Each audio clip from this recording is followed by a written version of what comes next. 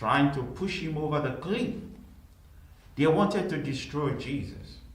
And Jesus called them bad people. In actual fact, there was a time that Fox, F-O-X.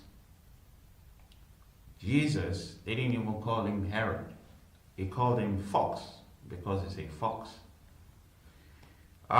So, this series will be warning you about bad people. Why? Because when you know their existence, you will be more careful in living your Christian life. If you don't take note of their existence, they could destroy you. So today, we will talk about the first set of bad people. I just want you to know that there are bad people in this world, bad people. And one of them could be your mother.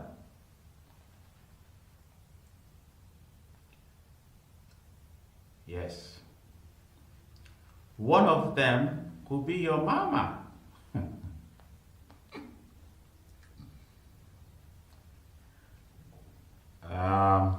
If you are still listening, I didn't just come up with that. If you pay attention to 2 Kings chapter 6, the passage that I read, in verse 28, it says, "And the king said unto her, What do you want? And she answered, This woman said to me, Give thy son, that we may eat him today, and we will eat my son tomorrow. So, verse 29, we boiled my son, or we cooked my son, and did eat him. So the next day, I said to her, It's your turn. Give your son now, that we may cook him. And she hid her son. She didn't give the son. This was a time that Israel was going through a very serious problem. It was a time that the king of Syria decided to besiege Samaria. When they besiege, they build a fortress around your city, which means no one can come in, no one can go out. The purpose of that is to defeat you, because eventually food will run out within the city, because you need to go outside to go and bring food in. So that's basically what happened. Food was finished, and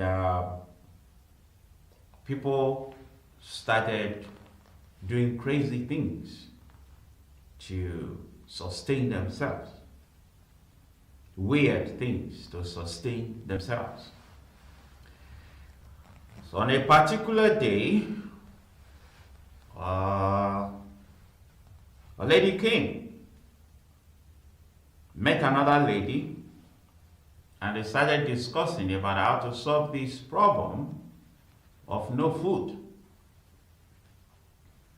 And one of them was very quick to make a suggestion.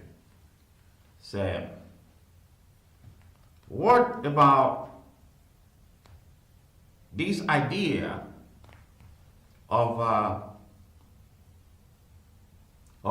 eating our children. We start with your child, and then we come to mine, and then that way we can survive for a few more days. And the lady said, wow, great idea. Let's eat my son, and then we can eat yours later. There are so many things wrong with this lady. But before going into more details, I want to share a personal event, personal story. One day, my children asked me, Dad,